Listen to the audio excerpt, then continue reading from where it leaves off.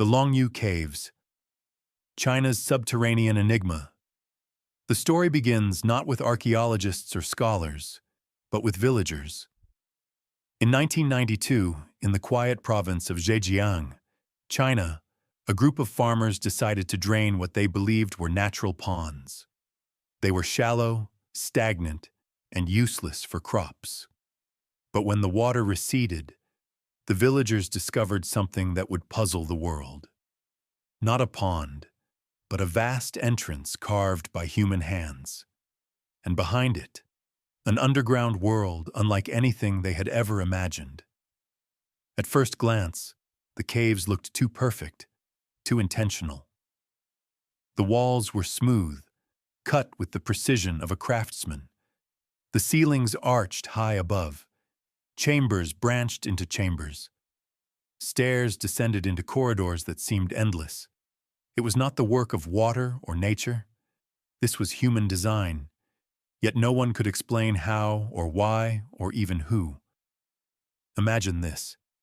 Each cavern is massive, some spanning more than 1,000 square meters, with ceilings reaching 30 meters high. And there aren't just one or two caves.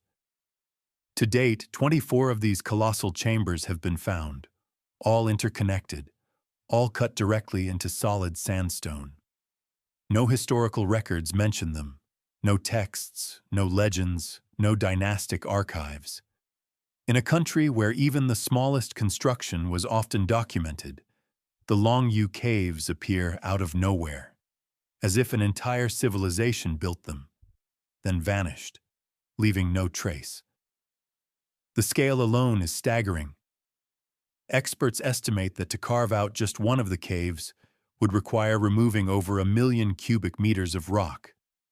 Multiply that by 24 and you're staring at an impossible task, even with modern tools. But here's the unsettling part. No piles of debris, no quarries, no tools have ever been found nearby. It's as though the rock itself simply disappeared. And then there are the markings. Every wall, every ceiling is etched with a series of parallel chisel marks, perfectly uniform, as if they were painted by a machine. They run across the stone in neat, ordered patterns, giving the caves a strange texture that glimmers under torchlight. Why carve such repetitive designs in the dark, in spaces where no sunlight could reach? Decoration, ritual, engineering purpose. No one knows. The mystery deepens when you consider the engineering perfection. Despite their age, believed to be at least 2,000 years old, the caves have remained structurally sound. No cave-ins, no water damage. The symmetry and stability suggest advanced knowledge of geology and architecture far beyond what we credit to the builders of that era. Some theories suggest they were royal tombs, but no artifacts, bones, or inscriptions have ever been found.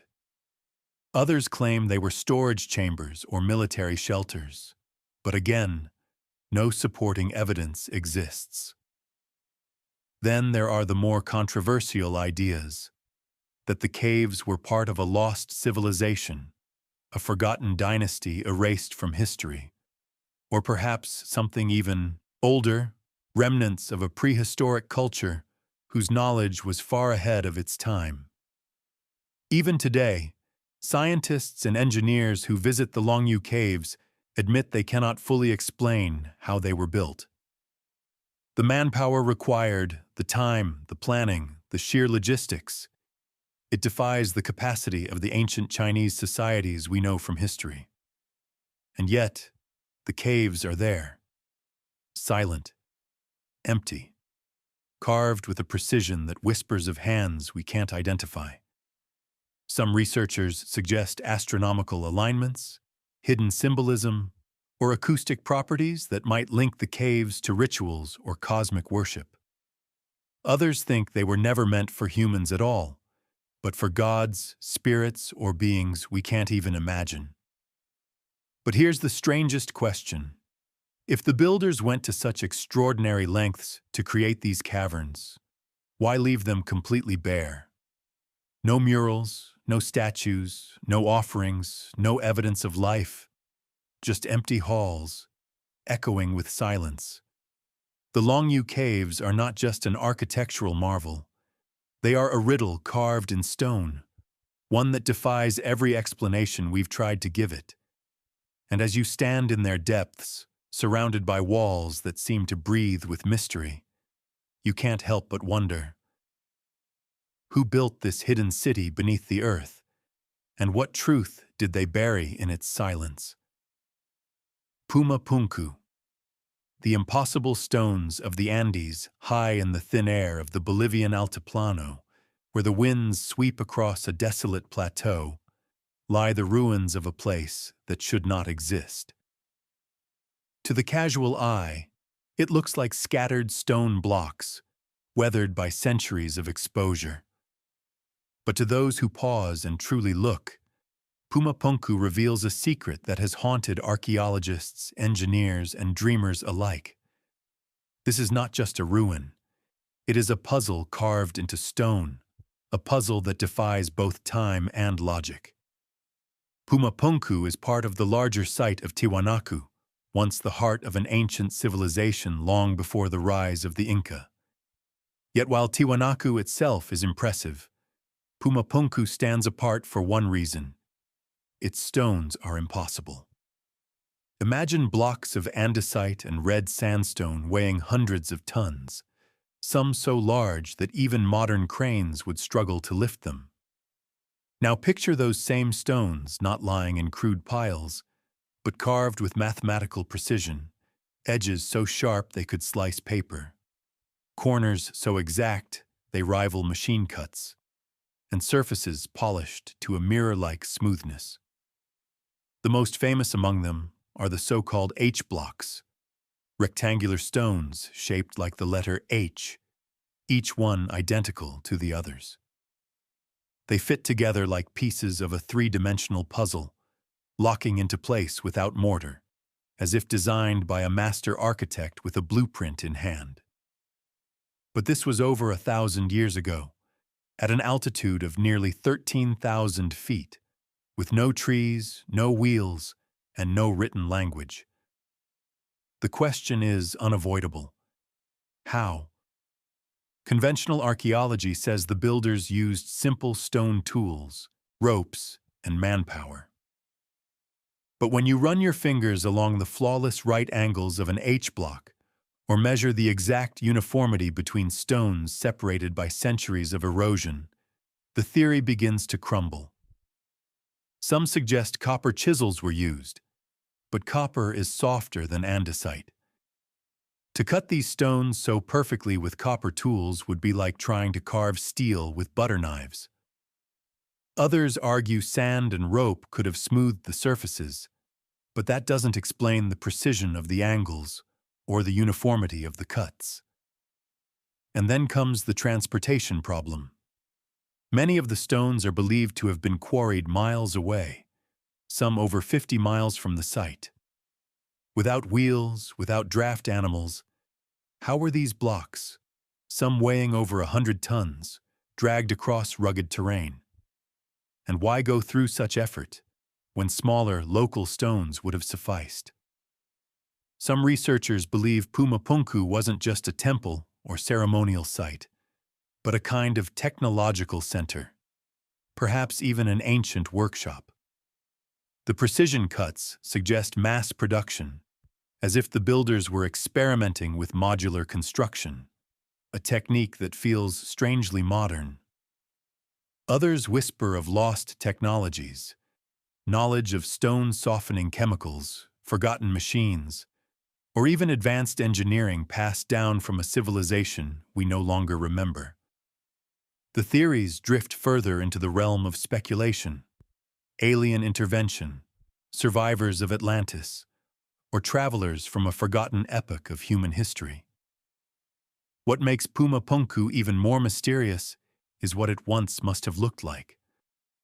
Archaeologists reconstructing the site believe it was once a grand complex of interlocking stone structures, with walls, doorways, and platforms that would have dwarfed any temple of its age. Today, it lies in ruins, toppled by earthquakes or some unknown cataclysm. But even in its broken state, the craftsmanship is undeniable. And there's one more enigma. Puma Punku seems to have been deliberately destroyed. The stones lie scattered, as if ripped apart by some immense force. Was it nature's wrath? Or was it human hands? Descendants who no longer understood the site's purpose and tore it down in fear. For the Aymara people, descendants of the region's ancient inhabitants, Puma Punku is sacred. Local legends say it was built by the gods in a single night. Some stories even tell of a race of giants who shaped the stones. These myths, while easily dismissed, echo the same sentiment shared by modern engineers, that Puma Punku feels beyond human capability.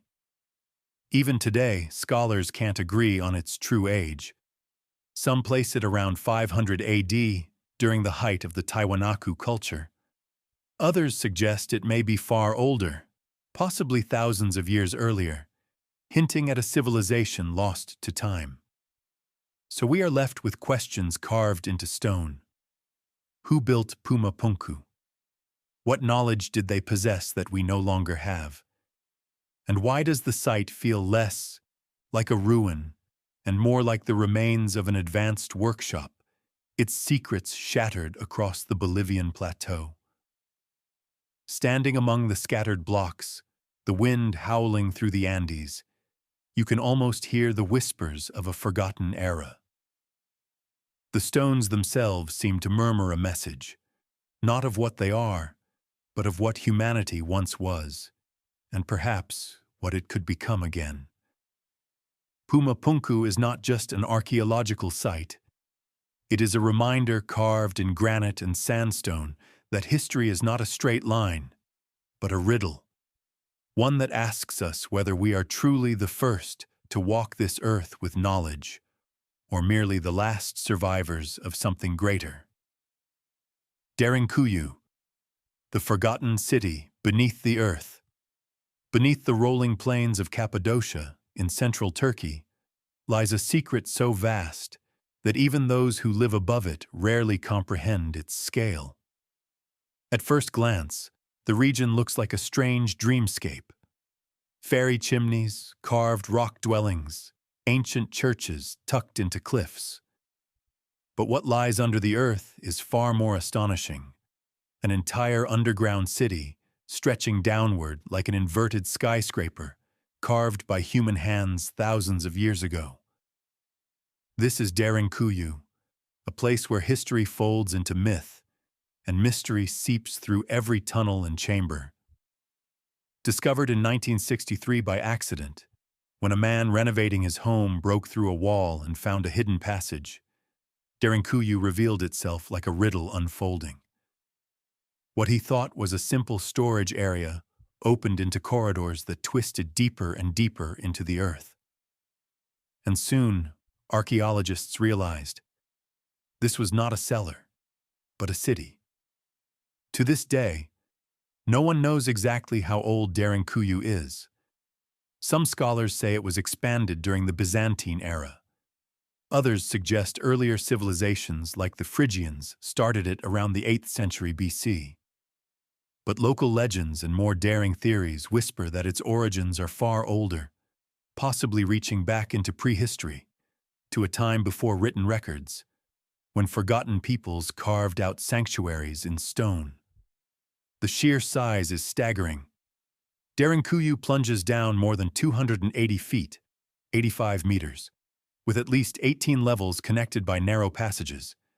It could house up to 20,000 people. Men, women, children, animals, food stores, even wine presses and schools. Imagine a community living entirely underground, safe from the world above, breathing through an ingenious system of ventilation shafts that kept fresh air flowing to every corner. The architecture is both practical and ingenious. Massive circular stone doors, like millstones, could be rolled into place to seal off passageways. Narrow tunnels forced intruders to enter single file, making defense easier. And yet, the city wasn't just about survival. There are chapels, communal rooms, even evidence of a missionary school. It feels less like a bunker and more like a hidden civilization, thriving in the dark. But the question that lingers is why? Why would thousands of people retreat beneath the earth, carving a labyrinth that could support life for months, even years? One explanation is war. Throughout history, Cappadocia was a crossroads of empires. Persians, Romans, Byzantines, Arabs, Mongols. To hide underground was to avoid slaughter, to outlast invaders sweeping across the plains. Derinkuyu could have been a fortress of last resort. Another theory points to nature. Cappadocia is volcanic, and ancient eruptions may have forced people to seek shelter below, where the earth provided protection from fire and ash. And then there are the more unsettling theories. Some researchers wonder if Derinkuyu was not merely a refuge, but a designed sanctuary from something greater: catastrophic floods, cosmic events, or even threats we can no longer imagine. The connection deepens when we learn that Derinkuyu is not alone. The region is honeycombed with over 200 underground cities, many interconnected by hidden tunnels stretching for miles. Derinkuyu is simply the largest, the most astonishing, but it suggests a coordinated effort, an entire culture devoted to life beneath the earth. Legends from the area whisper of beings who once forced humanity underground, tales of giants and strange visitors from the skies. To skeptics, these are just myths. To others, they are fragments of memory, stories passed down from a time when survival demanded retreating into the depths. What is most haunting is the silence. Derinkuyu contains no inscriptions, no carvings that tell us who built it or why. Civilizations leave marks, records, art, symbols of faith. But in these dark halls, there is only stone, worn smooth by hands long forgotten. Standing at the entrance of Derinkuyu, peering down a narrow passage where torchlight flickers and vanishes into shadow, you feel the weight of history pressing in. The air is cool, almost timeless, carrying whispers of lives lived in secrecy. Some believe the city may hold further secrets still buried below, levels not yet excavated, chambers locked away by stone and silence. If true, the story of Derinkuyu is only half told, the rest waiting in darkness. So we are left to wonder, was Derinkuyu merely a fortress? Or was it something far older, a relic of a forgotten age? Did its builders carve it for survival against earthly enemies? Or for protection against something cosmic, something written not in stone, but in fear? Derinkuyu remains one of the world's great enigmas, an underground metropolis with no known builders, no recorded history, and no explanation that satisfies. It is a city not built to be seen, but to be hidden, a secret carved into the earth itself. And as you climb back toward the surface, leaving the labyrinth behind, one question echoes louder than the rest. What drove tens of thousands of people to abandon the light of the sun and live instead in the endless night below? The Nexora sky disk, a stargate to the ancient world. In 1999, deep in the forests near Nexora, Germany, two men searching illegally for treasure stumbled upon something that would rewrite the way we think about human history. Buried beneath the soil, they unearthed a strange bronze disc about the size of a dinner plate, adorned with gold inlays of the sun, the moon, and a scattering of stars. At first it looked almost too modern, like a work of abstract art, but tests soon revealed it was nearly 3,600 years old. Known today as the Nexora sky disk, it is the oldest known depiction of the cosmos in human history. And yet, its existence raises more questions than it answers. How could Bronze Age people, long before telescopes, before written astronomy, have crafted something so accurate? The disk doesn't just show stars. It specifically depicts the Pleiades cluster, a group that was central to ancient agricultural calendars worldwide. Farmers in Europe, Mesopotamia, even as far as Japan, once looked to the Pleiades to know when to plant and harvest. The disk also features golden arcs along the edges, aligning almost perfectly with the solstices, the longest and shortest days of the year. In other words, it wasn't just art. It was a celestial tool, a kind of ancient computer, used to track the heavens and measure time. But here's the mystery. The culture that supposedly created it, the Unetici culture of Central Europe, left behind no other advanced artifacts of astronomy. No observatories, no writings, no star maps, just this single, extraordinary disk. Some scholars believe it proves early Europeans were far more advanced in astronomy than previously thought. Others see it as evidence of cross-cultural exchange, knowledge flowing across continents, connecting civilizations like Sumeria, Egypt, and beyond. And then come the stranger theories. Could the disk represent not just the sky as humans saw it, but the sky as others showed it to them? Was this knowledge handed down from a forgotten civilization, or perhaps even something not of this world? The disk's journey through history is equally strange. After its discovery, it was nearly lost to the black market, hidden away in shady deals before finally being rescued by authorities. It now rests in a museum, displayed behind protective glass.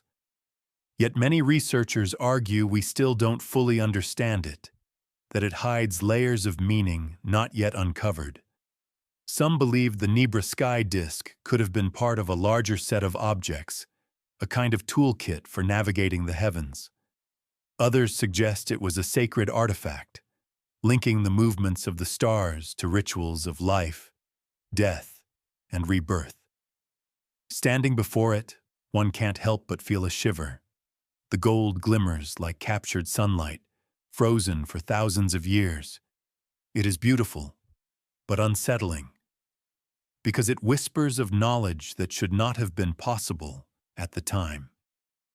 Was the Nebra sky disk the work of gifted sky watchers who surpassed their age? Or was it a remnant of a lost science, a glimpse of an ancient wisdom erased from history? One thing is certain. In the heart of Europe, hidden in the soil, a Bronze Age culture left us a puzzle that defies the story we tell about our past. The disk does not just show the night sky. It shows us how much we still don't know about the people who once looked up at it. And so the mystery remains. Who made the Nebra sky disk, and where did they get their knowledge of the stars? The Yonaguni Monument, Japan's sunken pyramid. Off the southern coast of Japan, beneath the restless waves of the East China Sea, lies a structure that has baffled divers, scientists, and explorers for decades. Locals call it the Yonaguni Monument, a colossal stone formation that some claim is the world's oldest city, swallowed by the ocean thousands of years ago. It was first discovered in 1986 by a diver searching for new spots to explore. What he stumbled upon, however, was unlike anything seen before. Massive stair-like terraces, broad platforms, and sharp, angular edges, all rising from the seabed like the ruins of a forgotten civilization. At first glance, it looks artificial, as if someone carved a pyramid and temples directly into the rock, only for the sea to claim them. The steps are so precise, so symmetrical, that it feels impossible to dismiss them as mere natural formations. Some parts resemble processional walkways, others look like ceremonial platforms or plazas. But here's where the mystery deepens. Mainstream geologists argue the monument is a natural formation, sculpted by millennia of tectonic activity and erosion. Sandstone, they say, naturally fractures into straight lines and geometric blocks. According to this view, the Yonaguni monument is nothing more than a trick of nature. Yet divers and researchers who have seen it up close aren't so sure. Some report carvings and tool marks along the surfaces, suggesting human hands were involved. Others claim to see stone arrangements resembling animals, altars, even a pyramid-like shape rising from the seabed. If it is indeed man-made, or at least man-modified, the implications are staggering. Based on current sea levels, the Yonaguni monument would have been above water at least 10,000 years ago, during the last ice age. That predates not only the pyramids of Egypt, but even Göbekli Tepe in Turkey, often called the world's first temple. Could Yonaguni be evidence of a lost civilization, one capable of monumental stone architecture long before history officially began? Some believe it was part of the legendary Mu or Lemuria, mythical sunken continents said to have harbored advanced societies. Others take a more cautious stance. They argue it may have been a natural structure later adapted by early humans, its steps and terraces shaped to fit their rituals or dwellings. Much like how ancient peoples adapted caves and rock shelters, Yonaguni could have been an extension of nature, transformed into something greater. But there's another layer to the enigma. Marine archaeologists note that Yonaguni lies in an area prone to earthquakes and tsunamis. Some suggest the site may have been destroyed and swallowed in a sudden cataclysm, perhaps a massive quake that collapsed coastal settlements and plunged them beneath the waves. Legends from Japan and nearby cultures echo this possibility. Stories speak of drowned lands, sunken kingdoms, and civilizations wiped out in the blink of an eye. Could Yonaguni be the physical proof behind those myths? Even today, the monument refuses to give up its secrets. The water around it is often turbulent, making detailed surveys difficult. Photographs capture its grandeur, but they also blur the line between what is natural and what is human. Scientists, divers, and storytellers all see something different when they gaze upon those underwater steps. Is it the foundation of a 10,000-year-old city? A ceremonial temple lost to rising seas? Or simply an extraordinary natural wonder that teases our imaginations with its symmetry? Standing over the ruins or floating above them, the feeling is undeniable. There is weight, presence, intention in the stones, as though they hold memories far older than we dare to imagine. The Yonaguni monument remains one of the greatest underwater mysteries of our time. It whispers of civilizations erased, of histories untold, of human origins we have yet to uncover.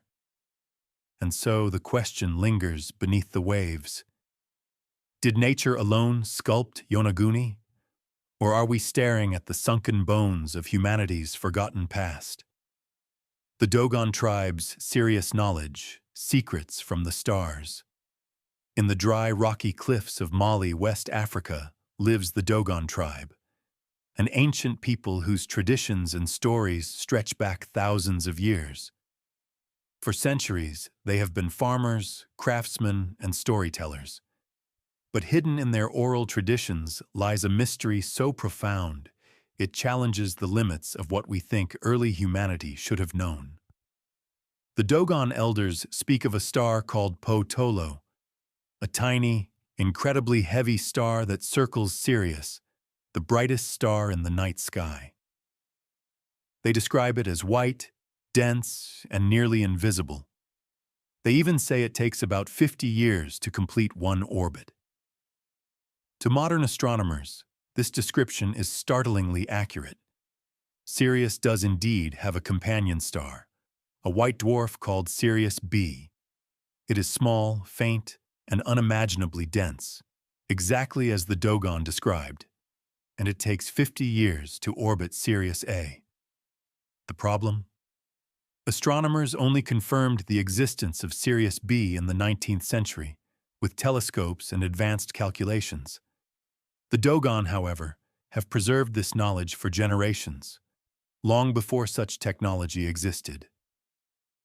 How could an isolated African tribe know such advanced astronomical details?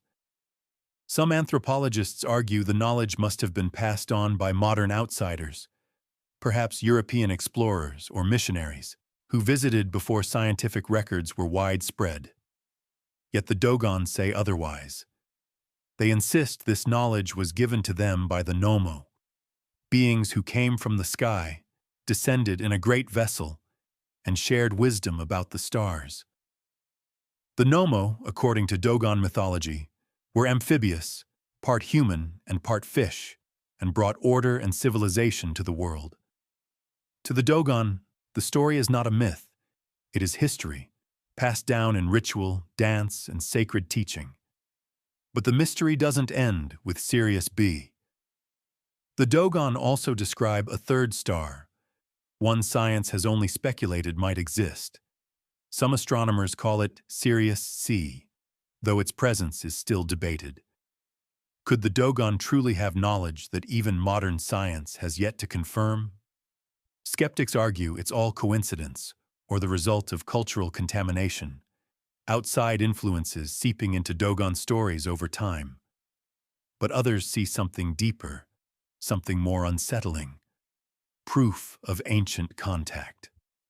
Whether with a forgotten advanced civilization or with visitors from beyond our world, is the question that lingers. Standing in a Dogon village, surrounded by mud brick houses clinging to the cliffs, you wouldn't expect to find one of the greatest unsolved mysteries of human knowledge. And yet, in their chants, their symbols, their cosmology, lies an understanding of the stars that defies explanation. Did the Dogon inherit their secrets from an unknown ancient science? Or are their stories fragments of an encounter humanity has long since forgotten? The Sirius mystery remains one of the most haunting enigmas in anthropology. A small tribe in West Africa, holding knowledge far ahead of its time, wrapped in myth, guarded by tradition, pointing us toward a cosmic question. Who taught the Dogon about the stars? The hypogeum of Hal Saflieni, Malta's subterranean enigma. Beneath the bustling streets of Malta lies a labyrinth older than memory. Known as the hypogeum of Hal Saflieni, it is a vast underground complex carved directly into limestone more than 5,000 years ago.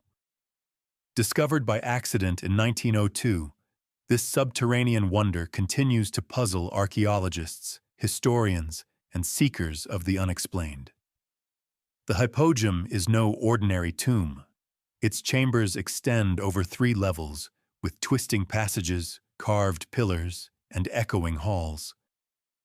Some areas resemble shrines, others burial vaults, and still others look strangely like theaters or acoustic chambers. At its heart lies the so-called oracle room, a small chamber where the acoustics are so precise that a single voice can resonate throughout the entire structure. But here's where the mystery begins. Who built this vast complex, and how did they do it? The people of prehistoric Malta left no written language, no record of their tools, no explanation for their design. Yet the hypogeum required engineering knowledge and planning far beyond what history credits them with. Even more unsettling are the bones discovered inside. Archaeologists uncovered the remains of over 7,000 individuals, some of whom reportedly showed elongated skulls. While mainstream scholars attribute this to natural variation or burial practices, others claim it hints at something more unusual, perhaps a race of people with different origins altogether. Adding to the mystery are reports from the early excavations, whispers of artifacts that disappeared, and skeletons that were removed and never seen again. Local legends say strange things happened in the tunnels, echoes that didn't belong to the living, and sounds like chanting deep within the stone. One of the most debated aspects of the hypogeum is its acoustic properties. In the oracle room, a deep male voice resonates at a frequency of 111 Hz, a sound that can alter brain patterns, induce trance-like states, and affect human consciousness. Was this an accident of design, or did the builders deliberately craft a chamber that could influence the mind? Some researchers believe the hypogeum may have been more than a necropolis. It may have been a ritual center, a place where sound and stone combined to alter human experience. Others suggest it functioned as a kind of initiation site, where chosen individuals underwent transformative ceremonies in the underground dark. But the most chilling stories come from those who ventured too far. In the early 20th century, children reportedly went missing in the tunnels. Guides spoke of passages that seemed endless, leading into darkness with no end. Officially, these accounts are dismissed as folklore, but they add a layer of unease to an already haunting site. Standing within the hypogeum, surrounded by carved rock that has held its silence for millennia, one feels both awe and dread. It is a space that does not explain itself, a space where ancient voices once echoed in frequencies we barely understand.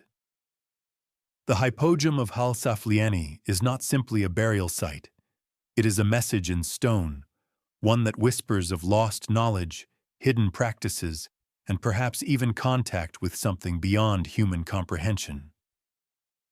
And so the question remains, was the hypogeum the work of early farmers honoring their dead, or the blueprint of a forgotten science of sound and spirit? The stone spheres of Costa Rica.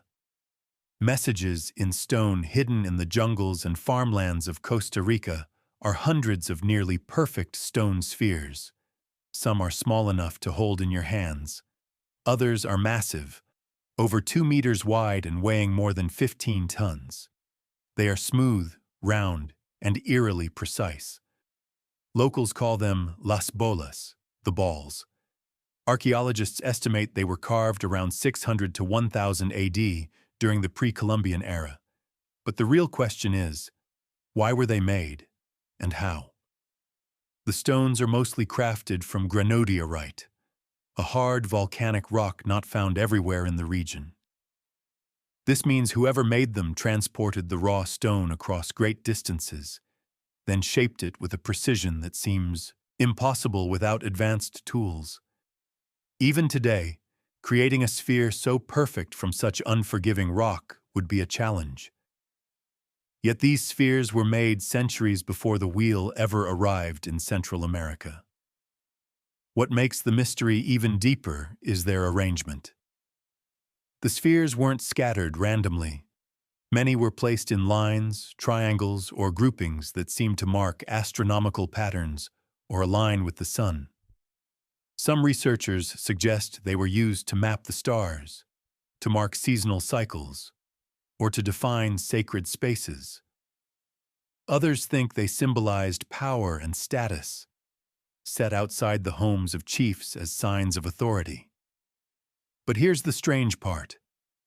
When the Spanish arrived in the 16th century, the people who might have remembered their purpose were gone.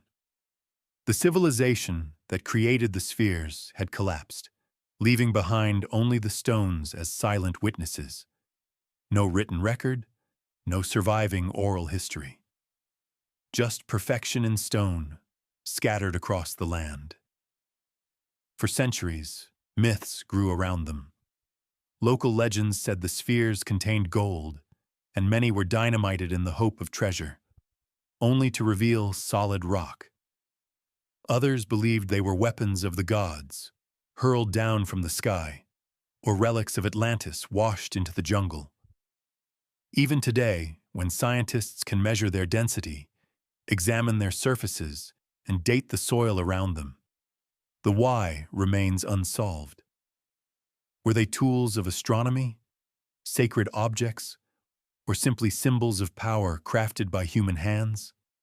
Some fringe theories suggest something bolder, that the spheres were messages, that their perfect shape was not meant for humans at all, but for the sky, for gods, for travelers, or for beings who might one day return.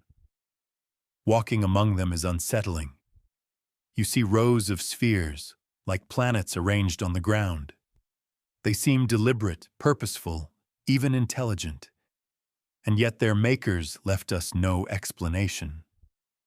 The stone spheres of Costa Rica are now protected as UNESCO World Heritage Sites, preserved against time and curiosity. But protection does not answer the riddle. They stand in silence, as if guarding a secret. Were they symbols of an ancient society's genius, or remnants of a forgotten connection between Earth and the stars? The question still echoes through the jungles. What story were the spheres trying to tell? Mount Roraima, the lost world plateau. Rising like a fortress from the borderlands of Venezuela, Brazil, and Guyana, Mount Roraima is one of the most mysterious places on Earth. Its sheer cliffs stretch over 1,000 meters high, and its summit forms a vast, flat plateau shrouded in mist. To stand before it is to feel as though you're staring at the edge of another world. For centuries, the indigenous Pamon and Kapon peoples spoke of Roraima as a sacred place.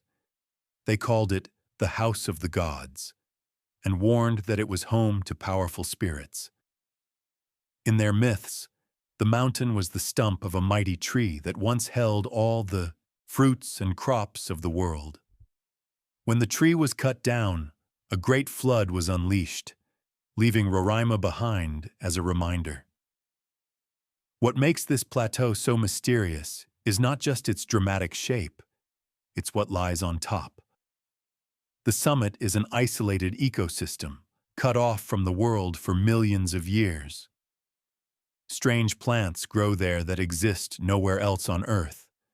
Carnivorous pitcher plants that trap insects, mosses, and ferns that look ancient, and rock formations that resemble the ruins of cities. To walk across Roraima's summit is to step into a land that feels prehistoric. When European explorers first heard of it, they compared it to a lost world.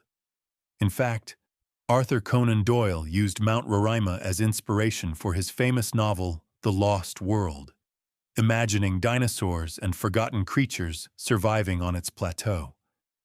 And while no dinosaurs roam there today, scientists do admit that Roraima holds species and secrets yet to be discovered. But beyond biology, there is another layer of mystery.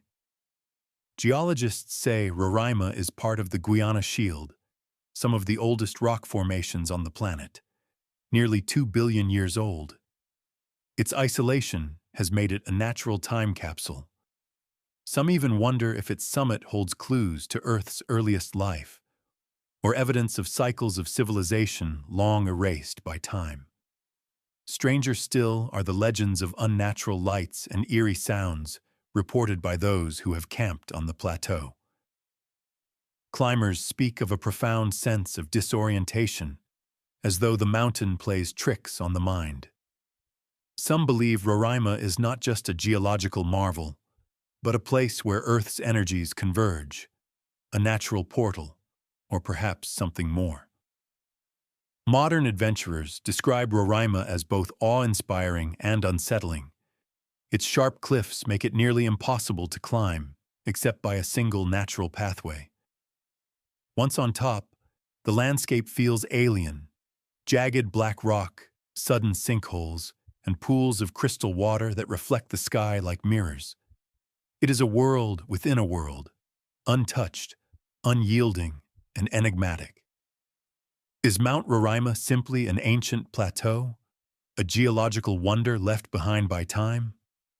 Or is it, as legends suggest, a doorway to something greater, a reminder of a lost age, or even a hidden dimension of Earth we are only beginning to glimpse? Standing before Roraima, clouds swirling around its sheer walls, one can't help but feel small.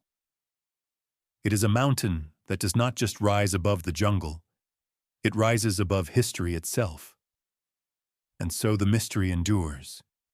Is Roraima merely a monument of stone, or a living relic of Earth's most ancient secrets? The Baalbek Stones, giants of forgotten builders. In the fertile Bekaa Valley of Lebanon lies the ancient site of Baalbek, once a grand Roman city crowned by temples of stone.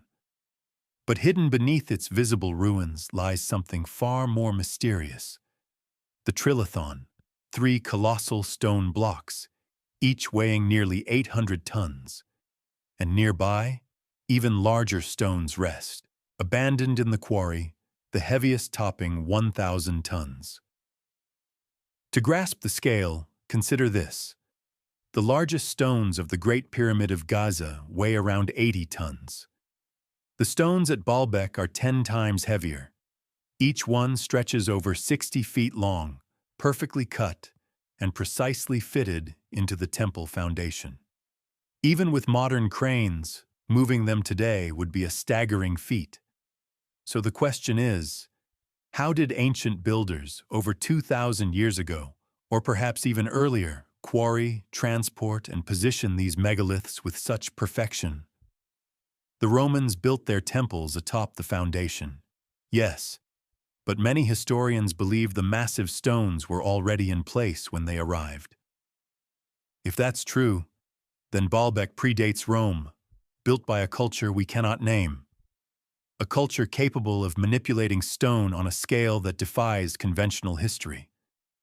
Legends speak of giants, of the biblical Nephilim, who raised Baalbek's walls in an age before the flood. Others claim the site was once a landing platform for celestial visitors, its enormous stones forming a base that could withstand tremors and time. Mainstream archaeology suggests ramps, rollers, and sheer manpower. Perhaps tens of thousands of laborers hauling ropes and levers, but the logistics strain imagination. How do you drag a 1,000-ton stone across uneven terrain without breaking it? How do you lift it precisely into place, aligning it with millimeter accuracy? No clear answer exists. The stone of the pregnant woman, the largest of them all, still rests in the quarry, partially buried. It is said to weigh over 1,200 tons. Another nearby block discovered in recent years is even larger, 1,150 tons, making it the heaviest stone ever carved by human hands. Yet it was left unfinished, as though the builders started a task even they could not complete. What makes Baalbek even more puzzling is its placement. The stones sit on a seismic fault line in a region prone to earthquakes. Yet their alignment has endured for millennia. It's as if the builders understood geology, engineering, and stability in ways far ahead of their time. Walking among the ruins today, tourists see Roman columns and arches, but those who look deeper see something far older, a platform that whispers of forgotten science, of strength beyond our reckoning. Was Baalbek the work of human determination pushed to its limits? Or was it the legacy of a civilization whose knowledge has been erased from history? The stones do not move, but they stir questions that will not rest. Massive, silent, immovable. They challenge our idea of what was possible in the ancient world. And so the enigma remains. Who placed the giants of Baalbek, and what power guided their hands? Göbekli Tepe, the forgotten temple of the first civilizations high on a barren hill in southeastern Turkey, lies a site that has rewritten human history. Göbekli Tepe. For millennia, it lay buried beneath layers of earth, its secrets hidden from view. But when archaeologists uncovered its strange stone pillars in the 1990s, the world was forced to ask a haunting question. Who built this place, and why, at the dawn of human civilization? The structures of Göbekli Tepe date back nearly 12,000 years, older than Stonehenge, older than the pyramids, older even than the first known cities of Mesopotamia. At a time when humanity was thought to be nothing more than scattered hunter-gatherers, here stood towering stone circles, some carved with intricate images of animals: lions, scorpions, vultures, serpents. Each pillar, weighing up to 20 tons, was quarried, transported, and raised into place with precision. This was not the work of primitive nomads. It was architecture, planning, and artistry on a scale that should not have existed at such an early stage of human history. And yet, here it was. What makes Göbekli Tepe even more mysterious is its apparent purpose. Archaeologists call it the world's first temple, a place of gathering, of ritual, of cosmic significance. Some believe the stone carvings are a star map, an early record of the heavens, perhaps even tracking events like comet strikes or astronomical cycles. Others see it as a sacred site where humans first began to organize their beliefs, uniting tribes under shared rituals. But there is one question that puzzles researchers most. Why was it buried? Around 8000 BCE, after centuries of use, the people of Göbekli Tepe deliberately covered their temples with earth. They sealed their work, preserving it for millennia, as if protecting it from the outside world, or perhaps from something else entirely. Why would a culture capable of building such a monument suddenly abandon it, turning it into a mound of dirt and silence? Was it fear of invaders? A great disaster? Or was the act of burial itself part of its purpose, a ritual closure, meant to hide a truth too great for later generations to know? Mainstream archaeology sees Göbekli Tepe as evidence that religion and complex social organization came before agriculture, not after. In other words, it was faith, not farming, that first bound humans into civilization. But to others, it suggests something more radical, that knowledge, technology, and perhaps even contact with advanced beings shaped humanity far earlier than history books admit. Legends across the ancient world speak of gods descending from the sky, teaching humans skills they should not yet have possessed. Could Göbekli Tepe be the physical memory of that myth, a place where heaven and earth once touched? Even now, only a fraction of the site has been excavated. Beneath the hills, countless more circles and pillars may wait. Each one could hold answers, or more riddles. What we've seen so far is only the beginning of a mystery that deepens with every stone uncovered. Standing among its ruins, one cannot help but feel the weight of forgotten ages pressing in. The stones are silent, but they seem to speak, of rituals performed by firelight, of chants rising into the night sky, of a humanity far older and stranger than we dare to believe. Göbekli Tepe forces us to rethink the story of civilization. Perhaps history did not move in a straight line from primitive to advanced. Perhaps, long before our time, there were sparks of brilliance, civilizations or cultures that rose, achieved wonders, and vanished into the sands. The hill of Göbekli Tepe is more than an archaeological site. It is a riddle carved in stone, a whisper from 12,000 years ago asking us, how much of our past has been lost, and how much is still waiting to be found? The Copper Scroll Treasure, a map to a hidden fortune. In 1952, deep within the caves near the Dead Sea, archaeologists discovered something unlike any other Dead Sea scroll. While most were written on parchment or papyrus, one stood apart, etched into sheets of pure copper. This was no ordinary scroll of prayers or prophecies.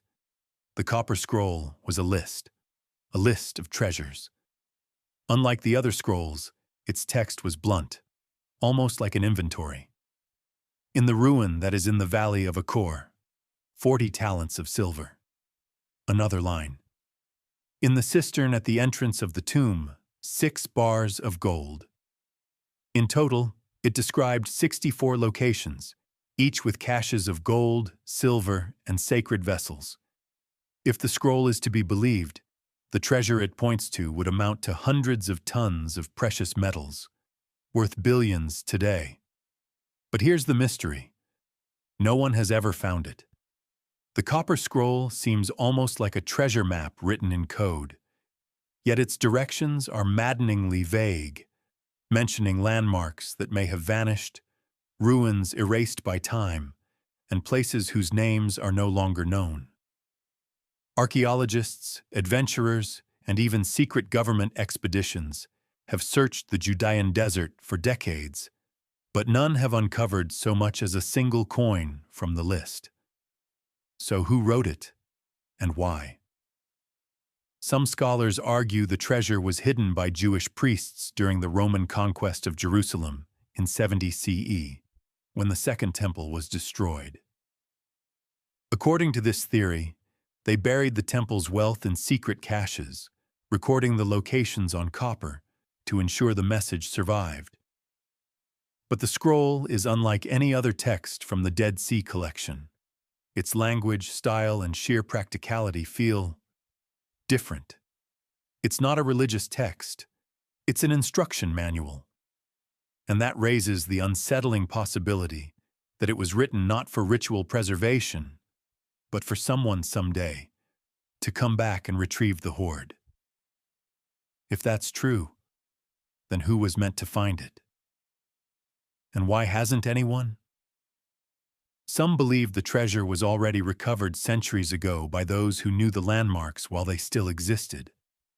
Others suspect the Romans themselves may have seized it, erasing the evidence. But there's another possibility, that it's still out there, buried in the sands of the desert, waiting for the right eyes to recognize the clues. The sheer scale of the hoard raises deeper questions. Could a single temple have possessed such vast wealth? Or does the scroll point to something even greater, a hidden repository of knowledge and power, safeguarded against time? Some theorists even link it to the Ark of the Covenant, suggesting the copper scroll was not only about gold and silver, but about relics of divine importance. And then there is the strangest detail of all. Why copper? Why not parchment, like the others? Perhaps the scribes knew parchment would decay, that centuries would devour ink and skin. Copper, however, endures. It tarnishes, yes, but it does not vanish. The scroll was built to last, as if its writers were leaving a message across the ages, knowing it would one day be found. Was it meant for us? The copper scroll stands as one of archaeology's most tantalizing riddles. It is, on one hand, a practical document, an inventory of treasure. On the other, it is a phantom, a lure drawing generations into a chase through deserts, caves, and ruins. Each expedition that sets out believes they will be the ones to decode its secrets. Each returns with empty hands. Yet the hope remains that beneath the dust of Judea, or in a forgotten ruin, the treasure still waits. But perhaps the real treasure is not the gold itself, but what the scroll tells us about history. It suggests that our ancestors were not just passive recorders of ritual, but people with strategies, plans, and secrets powerful enough to outlast empires. The copper scroll whispers to us from across 2,000 years. The treasure exists, but can you find it? And so the chase continues. The great Zimbabwe ruins, Africa's lost stone city. Rising from the savanna of southeastern Africa lies a city of stone walls, towers, and passageways, all built without mortar, their massive granite blocks stacked with astonishing precision. This is Great Zimbabwe, a ruined metropolis that once thrived between the 11th and 15th centuries, and yet still defies explanation. The walls stretch for miles, some soaring over 30 feet high and 15 feet thick. The most famous structure, the Great Enclosure, curves like a stone serpent across the land, enclosing a space large enough to hold thousands. Inside, narrow passages twist like a maze, leading to hidden chambers and towers whose purpose remains unknown. But here is the enigma. Great Zimbabwe was not supposed to exist. For centuries, colonial scholars refused to believe that Africans could have built such a city. They attributed it to lost tribes of Israel, to Phoenician traders, even to wandering builders from Arabia. But modern archaeology has confirmed the truth. It was the work of the Shona people, who, long before European contact, commanded trade networks that stretched across the Indian Ocean. Gold, ivory, and iron flowed from this city to the coasts, where Arab and Chinese merchants carried them across the world. Great Zimbabwe was no provincial outpost. It was a capital, the beating heart of a powerful kingdom. And yet, even knowing this, mysteries remain. Why were the walls built on such a monumental scale, without mortar, as though defying time itself? Why were they decorated with patterns, chevrons, herringbones, and other designs, etched into the stone? What ceremonies were held inside the conical tower, a massive structure with no entrance, no chambers, and no clear function? Some believe it was a granary, a symbol of wealth and life. Others see it as a cosmic marker, aligning with stars or solstices, tying the city to a celestial order long forgotten. Then there is the question of its decline. By the 15th century, Great Zimbabwe was suddenly abandoned. The thriving kingdom dissolved, leaving only silent walls behind. Was it drought? Overgrazing of the land? Disease? Or perhaps shifts in trade routes that choked its economy? The city fell, but its mystery grew. When European explorers stumbled upon the ruins in the 19th century, they were stunned. Victorian-era theories went wild, imagining the builders as everyone but the Africans themselves. It took decades for archaeology to correct this narrative, to restore the Shona people as the rightful heirs of their own history. Yet even today, not all questions are answered. Legends linger. Some whisper that Great Zimbabwe was not merely a city, but a sacred center, a place where kings communicated with spirits, where the earth itself was honored as divine. Others hint at hidden chambers beneath the ruins, places not yet excavated, where treasures or ancient records may still lie buried. And then, there is the enduring allure of the name itself, Zimbabwe, meaning house of stone. It is a word so powerful, so tied to identity, that it became the name of a nation. Standing among the ruins, you can feel both pride and mystery. Pride in the ingenuity of those who built stone walls that have stood for centuries without mortar. Mystery in the unanswered questions of why they built them and why they left. Great Zimbabwe is not just a ruin. It is a reminder that history does not belong only to the written word or to the monuments of Europe and Asia. Africa too holds its forgotten empires, its unsolved enigmas, its silent giants of stone. The stones of Great Zimbabwe still speak, if only we are willing to listen. They whisper of a kingdom lost, of a people who carved their legacy into granite, and of a mystery that endures across the African sky. Mohenjo-Daro's nuclear ruins, the Indus Valley, mystery.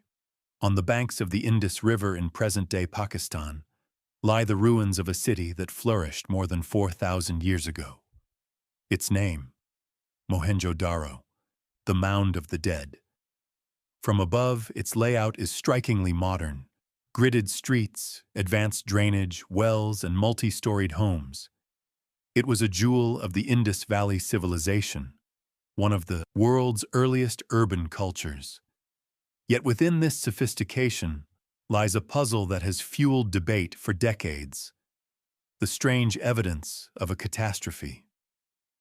When archaeologists uncovered Mohenjo-Daro in the 1920s, they found more than planned streets and baked brick houses. They found skeletons scattered in the streets, men, women, and children who seemed to have died suddenly. Their bodies were not buried or arranged. It was as if disaster struck in an instant, freezing a city in time. Even stranger, some reports claim the ruins bear signs of extreme heat. Bricks fused together as though by fire far beyond what ordinary flames could produce. To some, it looked eerily similar to the effects of a nuclear explosion. Could such a thing have happened thousands of years before the atomic age? Mainstream archaeologists argue otherwise. They suggest the skeletons were victims of disease or famine, their scattered positions the result of natural decay. As for the supposed vitrification of stone, they point to kiln fires or later damage from the searing sun. And yet, the whispers persist. Adding to the mystery are ancient Indian texts like the Mahabharata, which describe terrifying weapons of the gods: blasts as bright as 1,000 suns, winds that leveled cities, firestorms that consumed everything in their path. Some see in these verses not mere myth, but memory, echoes of a forgotten age of destruction. Was Mohenjo-Daro one of those cities? Did the Indus Valley witness a cataclysm we can scarcely imagine? There are other peculiarities. The city shows no evidence of massive warfare, no defensive walls bristling with towers, no scars of prolonged battle. Instead, it seems to have been abandoned mysteriously, its culture fading into silence. A once great civilization simply vanished. Some scholars believe environmental collapse played a role. Rivers shifting course, agriculture failing, societies fracturing under the weight of drought. Yet others insist the mystery runs deeper. What if Mohenjo-Daro holds secrets we have yet to uncover? Secrets that connect human history not to gradual invention, but to cycles of rise and fall, knowledge gained and lost. The image of a city struck down in an instant continues to haunt, and the odd details, the sudden deaths, the fused brickwork, the echoes of ancient weapons of the gods, keep the legend alive. Perhaps the truth lies somewhere between science and myth. Perhaps the catastrophe was natural, an earthquake or a firestorm, later embroidered into legend. Or perhaps, just perhaps, Mohenjo-Daro is a reminder that history is not a straight line of progress, but a tapestry of forgotten chapters, some darker than we dare to believe. Today, the city stands silent under the relentless sun. Its streets are empty, its walls crumbling, its wells dry. But to those who walk among its ruins, the air carries a question. What really happened here? Was Mohenjo-Daro a victim of time, of shifting rivers and famine? Or did it fall to something far more extraordinary, an ancient disaster that shattered a civilization and left behind only whispers in stone? The mound of the dead refuses to answer. Its silence is its greatest mystery. The Olmec colossal heads, faces of forgotten kings. Deep in the jungles of Mexico, carved from single blocks of volcanic basalt, stand the colossal heads of the Olmec civilization, massive stone monuments weighing up to 50 tons, some towering over 10 feet tall. Their faces are broad and stern, lips pursed, eyes heavy with an expression that feels both human and godlike. The Olmecs, flourishing between 1500 and 400 BCE, are often called the mother culture of Mesoamerica. They laid foundations for later civilizations like the Maya and Aztec. And yet, Their colossal heads remain their most haunting legacy, monuments without explanation. Each head is unique, its features individualized. A wide nose here, a strong jaw there, even what appear to be helmet-like headdresses. They are not abstract symbols, but portraits, as if immortalizing specific individuals of great importance. But who were they? The most accepted theory is that they represent Olmec rulers, immortalized in stone as guardians of their people. The helmets might symbolize warriors, athletes, or ritual leaders, but there is no written record to confirm this. The Olmecs left behind no deciphered script, no chronicles, only stone. And yet, the mystery deepens. How were these stones transported? The basalt quarries are often dozens of miles away from where the heads now sit. Without wheels, without beasts of burden, how did a civilization of the early 1st millennium BCE move such colossal weights through jungles and rivers? Even today, moving a 50-ton block would be an engineering feat. Some believe the Olmecs used rafts along rivers, dragging the stones across land with ropes and sheer manpower. Others suspect lost techniques, methods of leverage, lifting, or even tools we no longer understand. But perhaps the greatest enigma lies in the faces themselves. Some researchers have suggested the heads show features unusual for the region: broad noses, thick lips, even expressions that some claim resemble people from faraway lands. Theories, often controversial, have tied the heads to African, Asian, or even transoceanic visitors long before Columbus. While mainstream scholars dismiss these as pseudoscience, the faces continue to provoke debate. Were they purely local portraits, or do they hint at a forgotten chapter of human contact? Then there is the question of their purpose. Why heads and only heads? No bodies, no full statues, just monumental faces gazing into eternity. Some think the heads were guardians, set at ceremonial centers to watch over plazas and ball courts, embodying the protective power of rulers. Others see them as ritual monuments, their imposing gazes meant to inspire awe and obedience. Yet, standing before one, you feel something deeper. The sheer scale, the detail, the permanence. It is as if the Olmecs wanted to freeze memory itself, to say, "These were our leaders. Remember them." But time has not remembered. The names of the rulers are lost. The language that might explain them is gone. The society that raised them vanished, leaving only the stone. And perhaps that is the greatest mystery of all. A civilization powerful enough to carve and transport 50-ton portraits, influential enough to seed the cultures of Mesoamerica, yet so enigmatic that today we know them only through their silent heads. The Olmec colossal heads stare at us across 3,000 years. They are not gods, not myths, but human faces. Faces that once commanded respect, fear, perhaps even worship. Their eyes do not blink, their lips do not speak, but their silence carries a question we still cannot answer. Who were these rulers, and what became of their world? Across continents and oceans, from the jungles of Mexico to the high plateaus of Africa, from the frozen hills of Turkey to the depths of the Dead Sea, we have walked among ruins, relics, and riddles that refuse to be explained. The Longyou Caves, carved with impossible precision. The shattered stones of Puma Punku, aligned beyond reason. The hidden depths of Derinkuyu, where thousands once lived in silence. The Nibra sky disk, mapping the heavens before science had a name. The Dogon tribe, whispering of stars unseen. The Hippogam, echoing with voices from beneath Malta. The perfect stone spheres of Costa Rica. The lost plateau of Mount Roraima, shrouded in mist. The Baalbek stones, heavier than anything modern cranes can lift.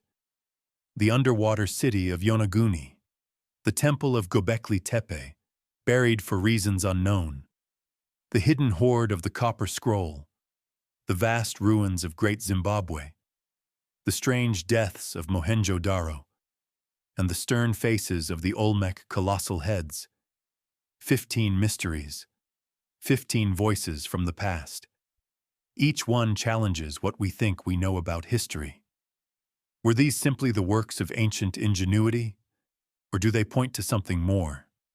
Knowledge lost, civilizations forgotten, perhaps even truths too great for their time. What connects them all is silence. None of these mysteries left us full answers.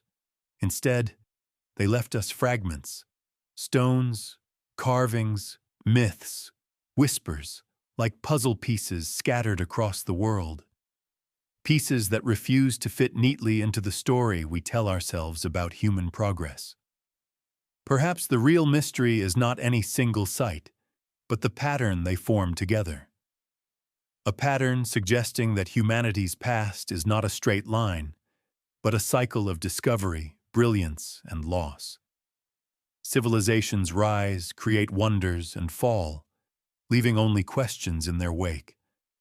And maybe, hidden in those questions, is a warning. For if our ancestors could build monuments that baffle us today, only to have their names erased by time, what does that say about us? About the legacy we will leave behind? The world is full of unsolved mysteries. They are not just stories of the past. They are mirrors held up to the present, asking us to look closer, to question deeper, to wonder what else has been forgotten, and what is still waiting to be found. So the next time you walk among ancient ruins or look up at the stars, remember, the answers may not lie in the future. They may be buried, hidden, or carved in stone, waiting across thousands of years for us to finally see them